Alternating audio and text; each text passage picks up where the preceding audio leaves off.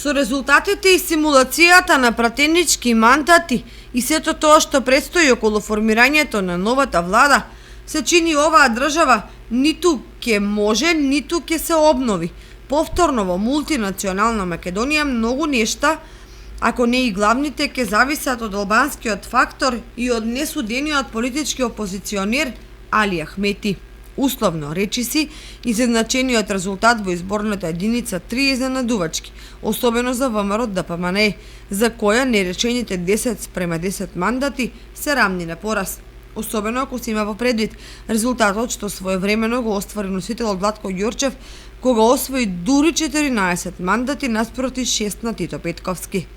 Доправа ќе следуваат анализи на што се последица само 10 пратенички места, но сигурно дел од причините ќе се бараат во кандидатската листа, а дел од разноразните покриени манипулации со гласачите пред и за време на изборниот ден. Дотолку повеќе што познавачи на политичките прилики велат дека ова ВМРО ДПМНЕ нема капацитет како пред 10 до 15 години да ги покрие соодветно стратешките реони во општината, како на пример Оризари и другите периферни населби во градот, заради спречување на некакви обработки на гласачкото тело.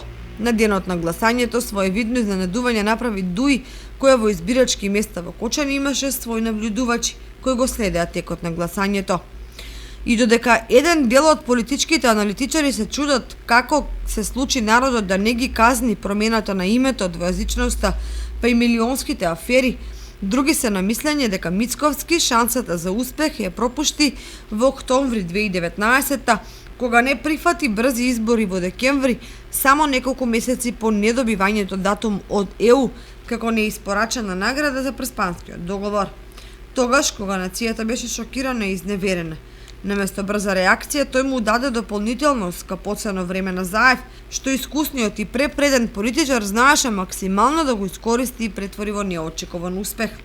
Како и да е, уште од денеска може да се очекуваат големи и тешки пазарења за состав на парламентарното мнозинство од најмалку 61 пратеник, бидејќи пратеничките места доправа ќе добиваат на цена и веројатно ќе се билдаат до несогледливи височини.